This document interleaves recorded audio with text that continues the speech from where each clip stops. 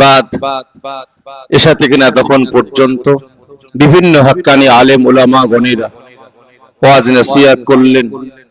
আমার আগে আমার দাদা পীরের সিলসিলার একনিষ্ঠ খাদেম, দাদা পীরের সিলসিলার মুজাহিদ জনাব হযরত মাওলানা মোহাম্মদ জুলফিকার আলী ভাই সাহেব ওয়াজ নসিহত করলেন।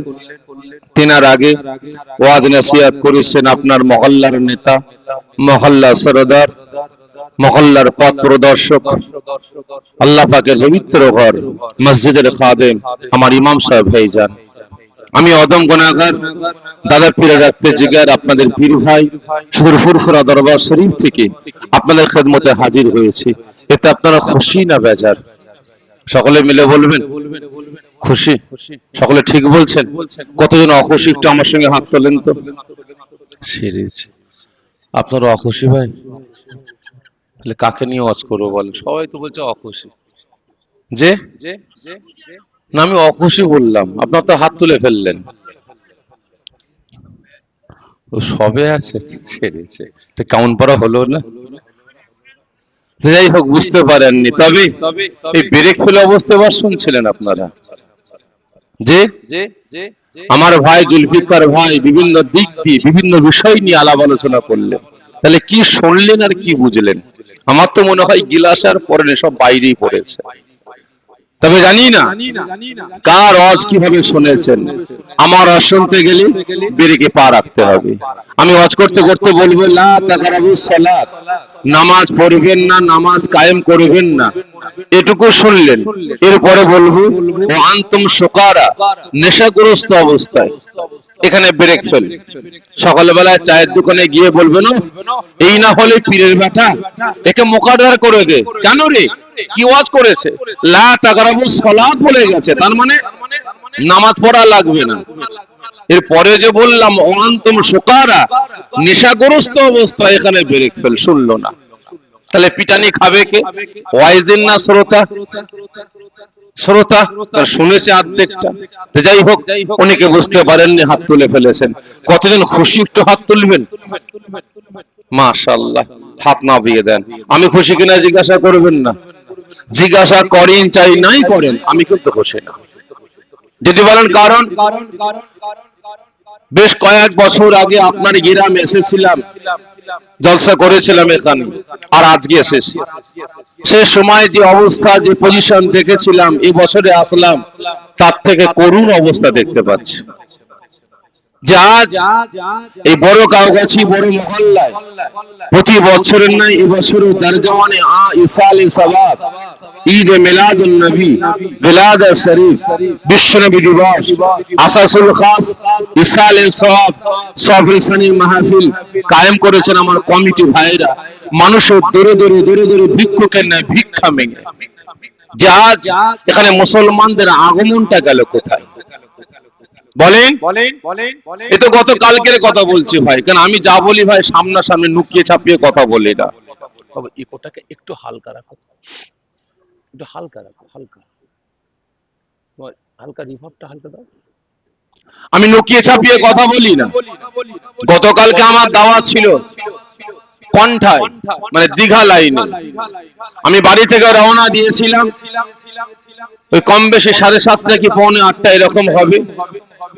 যখন আপনার মুন্সিরহাট পার হলাম, দেখলাম ধসা শরীফের সামনে কোন হিন্দু নয়, কোন বৌদ্ধ নয়, কোন খ্রিস্টান নয়, কোন শিখ না, কোন পার্সি না, কোন পাদিরি না, কোন বেধর্মী না, আমাদের জাত ভাই কালেমা পড়নেওয়ালা, দরুদ পড়নেওয়ালা মুসলমানের ঘরের ছেলেরা সেখানে স্টেজ সাজাচ্ছে, ধুমধারাক্কা গান হচ্ছে। আমি বললাম, ভাবলাম ব্যাপারটা কি? এই ষোলো করো তো, ব্যাপারটা কি?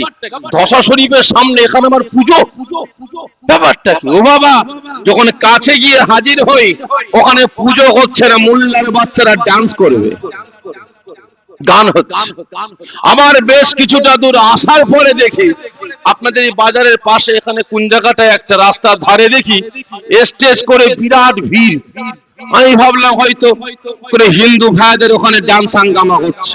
ও বাবা, গিয়ে দেখে মোল্লার বাচ্চারা, আমার জাত ভাই কলেমা পড়নেওয়ালারা রাস্তার ধারে ভিড় করে দাঁড়িয়ে আছে, আর একজন নির্লজ্জ বেহায়া মহিলা সেখানে স্টেজে দাঁড়িয়ে দাঁড়িয়ে গান করছে। খারাপ মনে নেবেন না ভাই।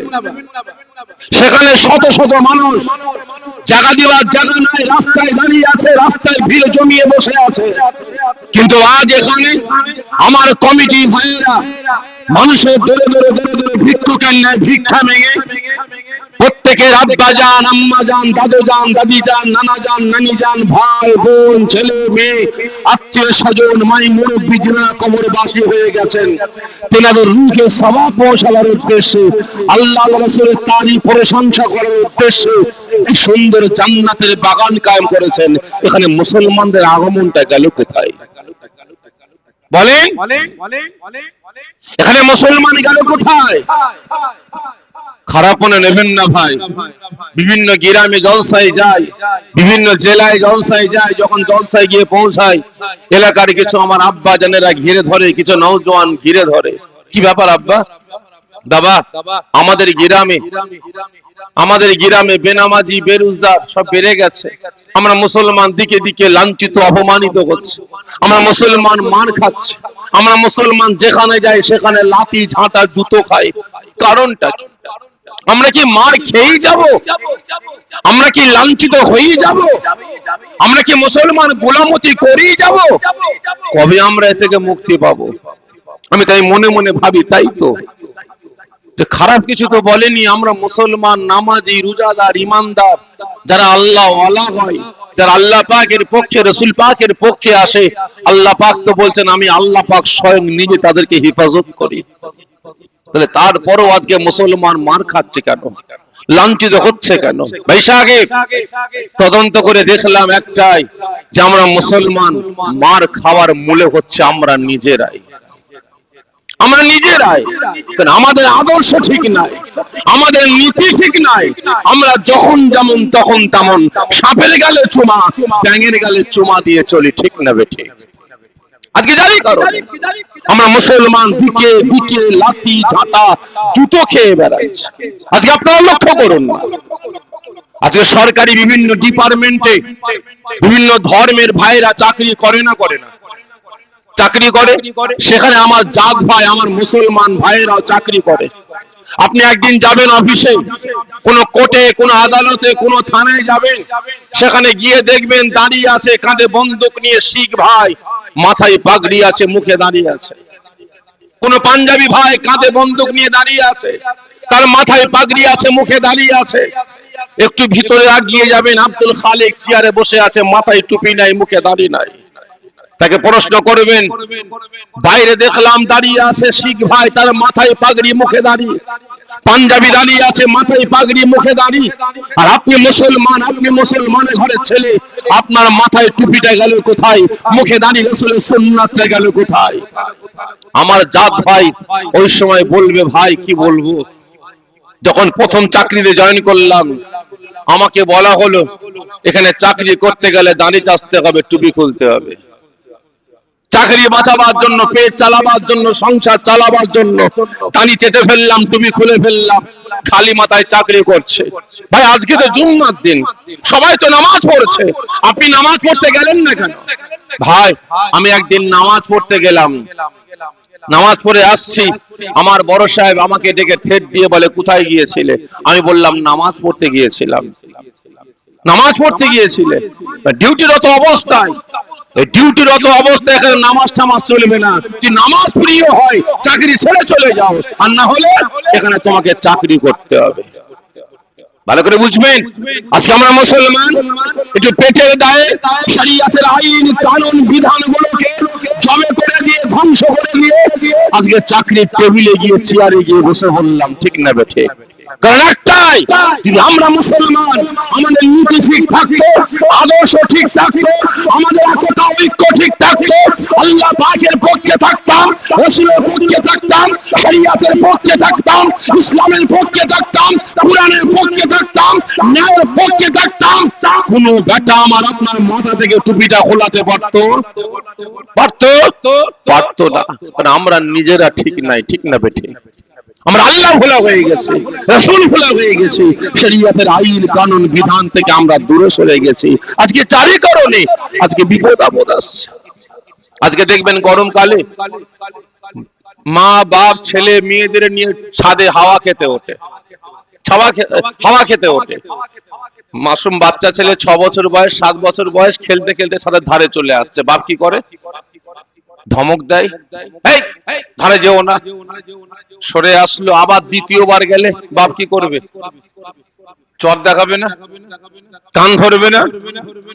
কান ধরলো, মুলে দিল, সরে আসলো, আবার তৃতীয়বার গেছে, তখন বাপ কি করবে? ঠাস করে চর মেরে, চল হাওয়া খেতে হবে না, নিচে চর। ঠিক না বেঠে? কারণ ভাই আজকে আমি আপনি মুসলমান এত গজব আসছে, লাঞ্ছিত অপমানিত হচ্ছে, একটাই কারণ আল্লাহ পাক আমাকে আপনাকে শায়েস্তা করছেন, সতর্ক করছেন, বান্দা তোদের রাস্তা তোদের জায়গা হলো মসজিদ, তোদের জায়গা মসজিদ, তোদের স্থান হলো মসজিদ। তোরা সম্পর্ক রাখবি কার সাথে? আল্লাহ ওয়ালাদের সাথে, নামাজি বান্দা বান্দির সাথে, রোজাদার বান্দা বান্দির সাথে।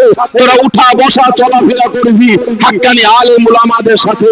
তোরা মসজিদে বসে আমি আল্লাহ আমার তারিফ করবি, আমার প্রশংসা করবি। তোদের স্থানটা হলো এটাই। তোদের স্থান মদের আড্ডা নয়, গাঁজার আড্ডা নয়, জুয়ার আড্ডা নয়, গান বাজনা নয়, গান সাঙ্গামা নয়। তোদের স্থান ওখানে না। যখন তোরা মসজিদ ছেড়ে চলে যাবি, তো যখন ভালো মানুষদের সোহবত ছেড়ে দিয়ে মদ করে গাঁজা করে তারিখ করে সুদ করে হারাম খোরদের সোহবতে উঠা বসা করবি, আমি আল্লাহ পাক তোদেরকে সতর্ক করার জন্য আমি আল্লাহ ঝড় দেবো, তুফান দেবো, সাইক্লোন দেবো। তুই তাতেও পরিবর্তন না হোস, আমি আল্লাহ শিলাবৃষ্টি দেবো। তুই তাতেও পরিবর্তন না হোস, আমি আল্লাহ পাক ভূমিকম্প দেবো। তুই তাতেও পরিবর্তন না হোস, আমি আল্লাহ পাক তোদেরকে সতর্ক সাবধান করার জন্য আমি আল্লাহ পাক মহামারী দেবো। দেখেননি করোনা কাল চলে গেল, যখন করোনা কাল চলছিল মসজিদ গুলো ভরপুর ছিল, ঠিক না বেটি? আর যখন করোনা ফাঁকা, মসজিদও ফাঁকা। এটা একটা মাস রমজানুল মুবারক মাস, বরকত রহমতের মাস, নাজাতের মাস আমরা পেয়েছিলাম। মসজিদে জায়গা দিয়া যাচ্ছিল না, ঠিক না বেঠিক? আর যখনই ঘোষণা হয়ে গেল আজকে চাঁদ দেখা গেছে, মসজিদ ফাঁকা, কি ঠিক না বেঠিক? যখনই চাঁদের খবর হয়ে গেল, ফজরের নামাজে মুসল্লি খুঁজে পাওয়া যায় না। ও বাবা, 8টায় ঈদগাহ ঈদুল ফিতরের নামাজ হবে, 9টায় জামাত হবে, 7টায় জামাত হবে, ঈদুল ফিতরের ময়দান ভর্তি হয়ে গেল। প্রশ্ন করা হচ্ছে, ইমাম প্রশ্ন করছে, ভাই ঈদুল ফিতরের ময়দানে, ঈদগাহর ময়দানে এত মুসল্লি, আজকে ফজরের নামাজে তো কাউকে দেখতে পেলাম না, কি ঠিক না বেঠিক? সব বেটারা নামাজ কাজা করে চলে গেছে কোথায়? ঈদুল ফিতরের নামাজ পড়ার জন্য। আপনারা বলেন তো, ঈদুল ফিতরের নামাজটা আগে না ফজরের নামাজটা আগে? এই জোরে বলেন, কোনটা ফজর? ভালো করে বুঝবেন, এটা ফরজ আর এটা ওয়াজিব। মানে ফজর ফরজ কাজা করে আপনি ওয়াজিব নামাজ পড়তে আসলেন, নামাজ হবে? হবে না। আল্লাহ পাক বলেন, বান্দা তুই তাতে সতর্ক না হোস, সাবধান না হোস, আমি আল্লাহ পাক তোদেরকে শায়েস্তা করার জন্য জালিম বাদশা পাঠাবো। কাকে? জালিম বাদশা। মাথায় যে বসে আছে ভালো বাদশা না জালিম? এই জোরে বলেন না। কেন্দ্রে বিজেপি যে বসেছে চেয়ারে, জালিম না ভালো? জোরে বলেন না। জালিম। কারণ জালিম না হলে কোনোদিন দূষকও হতে পারে না। আজকে জালিম বলেই তো ভারতের মুসলমানদের তিলে তিলে শেষ করার চক্রান্ত করছে, ঠিক না বেটে? কারণ একমাত্র আমার আপনার কর্মের ফল। যদি আমি আপনি আল্লাহ পাকের পক্ষে থাকতাম, রাসূলের পক্ষে থাকতাম, শরিয়াতের পক্ষে থাকতাম, ইসলামের পক্ষে থাকতাম, যেভাবে আল্লাহ পাক বাদশা আবরাহার হাত থেকে কাবাকে রক্ষা করেছিলেন, যেভাবে আল্লাহ পাক ফিরাউনের হাত থেকে মুসলিমদের হিফাজত করেছিলেন, যেভাবে আল্লাহ পাক নমরুদের হাত থেকে মুসলিমকে হিফাজত করেছিলেন, যেভাবে আল্লাহ পাক সাদ্দামের হাত থেকে মুসলিমকে হিফাজত করেছিলেন, আমরা যদি আল্লাহ পাকের পক্ষে থাকতাম, তাহলে জালিমের হাত থেকে আল্লাহ পাক আমাকে আপনাকে হিফাজত করতেন, কি ঠিক না বেঠিক? তাই প্রত্যেকের দিকে দৃষ্টি আকর্ষণ করে বলবো, এখনো সময় আছে, এখনো সময় আছে প্রকৃত মুসলমান পরিচয় দেবার জন্য, প্রকৃত উম্মতে মুহাম্মাদী পরিচয় দেবার জন্য।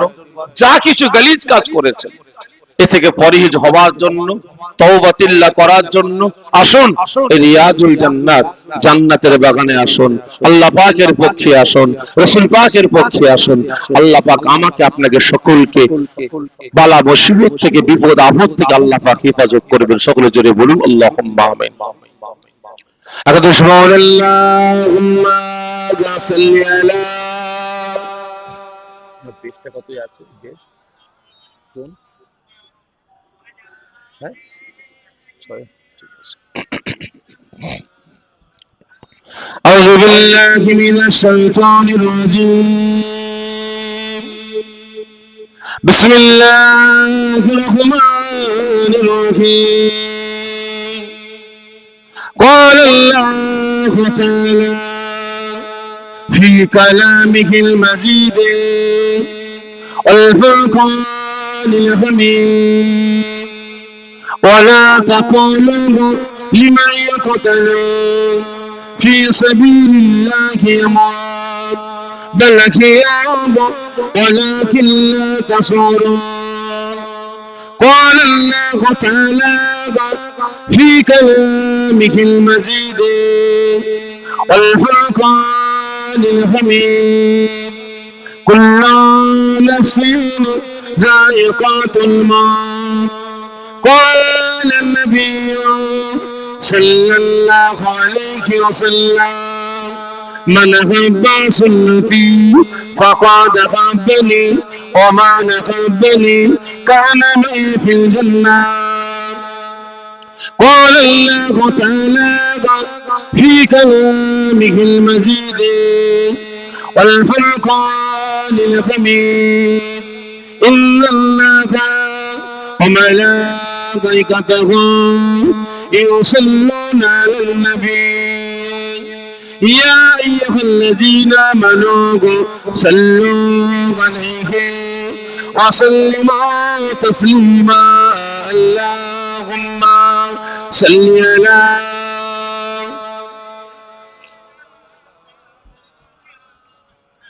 وعلى آل سيدنا। মাইকের সাউন্ড কি আপনার অসুবিধা হচ্ছে? ঠিক আছে তো? আল্লাহুম্মা সাল্লি আলা মাওলানা মুহাম্মদ ওয়ালা আলি সাইয়্যিদিনা। हमें जान दिल से प्यारा मोहम्मद, मोहम्मद की हम है तुम्हारा मोहम्मद। हमें जान दिल से प्यारा मोहम्मद, मोहम्मद की हम है तुम्हारा मोहम्मद। जहाँ में थे कब तक रहेगा इतना दागा हमारा तुम्हारा मोहम्मद। अल्लाहुम्मा सल्ली अला मौला वला आली सय्यिदिना। पैगंबरों का रोज़ा दिखा दे खुदाया दरे मुद्दत से मिला दे खुदाया। पैगंबरों का रोज़ा दिखा दे खुदाया दरे मुद्दत से मिला दे खुदाया।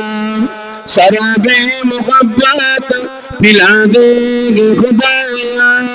पैगंबरों का रोज़ा दिखा दे खुदाया। अल्लाहुम्मा सल्ली अला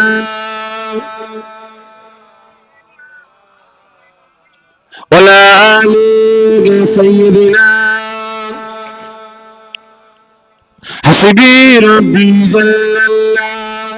সকল আমার সঙ্গে সমুচ্চ আওয়াজে আল্লাহ পাকের হামদ তারিফ প্রশংসা করুন। কারণ আজ আমি আপনি গুনাহগার, ঠিক না ঠিক?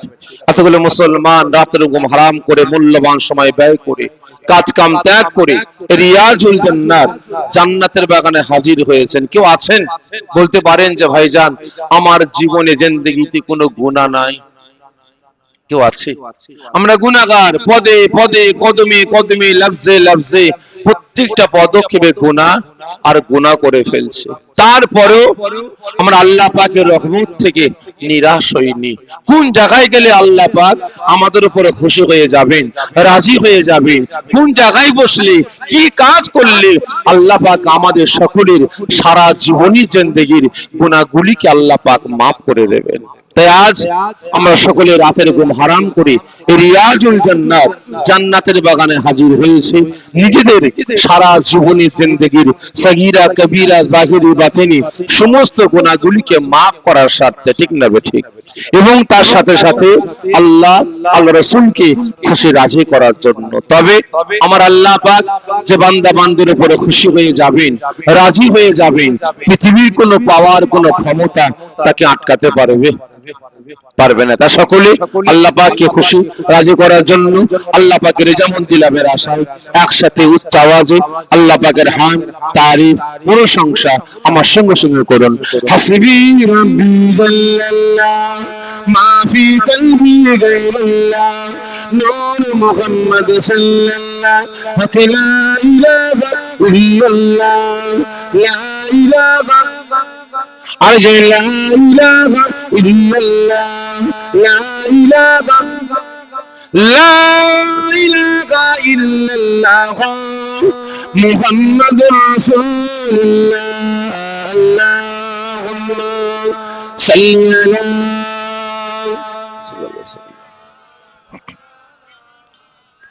ওয়া লা আলি সাইয়্যিদিনা মাশাআল্লাহ। বহুত দূর দূরান্ত থেকে, পার্শ্ববর্তী গ্রাম, পার্শ্ববর্তী পাড়া, পার্শ্ববর্তী মহল্লা থেকে আগত আমার দিন দাদ ইসলাম দরদি, নামাজি মুসল্লি, নেককার পরিজগার আমার রাসূল পাক সাল্লাল্লাহু আলাইহি ওয়াসাল্লাম হুজুর আশিক, পাগল, দেওয়ানা আমার দাদা পীর রহমাতুল্লাহ আলাইহি পাগল ভক্ত মুরিদ মুতাকিদিন গণেরা, আমার বয়োজ্যেষ্ঠ আব্বা জানেরা, জওয়ান যুবকেরা, কচি বাচ্চা ভাইয়েরা, হাজিরানে মাহফিল, আমার বড় গাওগাছি, বড় মহল্লার গ্রামবাসী, নেককার পরিজগার দিনদার ইসলাম দরদি, নামাজি মুসল্লি, আল্লাহ বয়োজ্যেষ্ঠ আব্বা জানেরা, জওয়ান যুবকেরা, কচি বাচ্চা ভাইয়েরা, পর্দার আড়ালে অবস্থিতা আমার মা ও বোনেরা, আল্লাহ পাকের দরবারে লাখো লাখো শুকরিয়া আদা করি যে আজ এই দুনিয়ার জান্নাতের বাগানের খাদেমেরা আমার রাসূল পাক সাল্লাল্লাহু আলাইহি ওয়াসাল্লাম হুজুর আশিক, পাগল, দেওয়ানারা দিনের পর দিন পরিশ্রম করে, মেহনত করে, খাটাখাটনি করে, কোনো গান বাজনা না, কোনো ডান্স হাঙ্গামা না, কোনো টুর্নামেন্ট না, আজকে আল্লাহ পাক 30টা দিন পবিত্র মাস রমজানুল মুবারক মাস পার করার পরে খুশির দিন হিসাবে শুধু পশ্চিম বাংলা নয়, ভারত নয়, তাম পৃথিবীর মুসলমানদের জন্য, রোজাদারদের জন্য একটা খুশির দিন ঈদুল ফিতরের দিন আল্লাহ পাক পাঠিয়েছেন। এই ঈদুল ফিতরের দিনকে কেন্দ্র করে আজকে আমার কমিটি ভাইয়েরা ঈদে মিলাদুন নবী, মিলাদুস শরীফ, বিশ্বনবী দিবস, আসাসুল খাস, ইসালে সওয়াব, শাহরিসানি মাহফিল কায়েম করেছেন। আল্লাহ পাক এই জান্নাতের বাগান কায়েম করার তৌফিক দান করেছেন। এজন্য আল্লাহ পাকের দরবারে লাখো লাখো শুকরিয়া আদা করি, সকলে জোরে বলেন আল্লাহুম্মা আমিন। শুধু তাই নয়, আল্লাহ পাকের দরবারে আরেকটা শুকরিয়া আদা করি, আজ আপনারা সকলে আরামের ঘুম হারাম করে, আরামের বিছানা ত্যাগ করে, মূল্যবান সময় ব্যয় করে নিজেদের হিংসা, অহংকার, তাকাব্বুর, দ্বন্দ্ব, বিভেদ ভুলে গিয়ে কাঁধে কাঁধ, হাতে হাত মিলিয়ে এই রিয়াজুল জান্নাত, জান্নাতের বাগানে হাজির হয়েছেন। আল্লাহ পাকের তারিফ, রাসূল পাক সাল্লাল্লাহু আলাইহি ওয়াসাল্লাম হুজুরের প্রশংসা করার জন্য আল্লাহ পাক আমাকে আপনাকে সকলকে এই জান্নাতের বাগানে আসার বসার তৌফিক দান করেছেন। এজন্য আল্লাহ পাকের দরবারে লাখো লাখো শুকরিয়া আদা করি, সকলে জোরে বলেন আল্লাহুম্মা আমিন। জোরে বলেন আল্লাহুম্মা আমিন। তো ভাই সাকিব, ওয়াজ নসিহত আল্লাহ করে আপনারা অনেক শুনেছেন, কি ঠিক না বেঠিক? অনেক শুনেছেন। তবে এই জলসারা নতুন না পুরাতন? জলসা পুরাতন। আর আমি হিসাব অনুযায়ী পুরাতন, কারণ প্রায় 3-4-5 বছর আগে একবার এসেছিলাম আর আজকে এসেছি। তবে জানি না ভাই, আজকে নিয়ে দুবার আসলাম, তো আপনাদের খোরাকটা কেমন, আপনাদের চাহিদা কেমন জানি না। আপনাদের চাহিদা কেমন, খোরাক কেমন জানি না, কিভাবে আলাপ আলোচনা করলে, কথাবার্তা বললে আপনারা শুনবেন, বুঝবেন, সেই মোতাবেক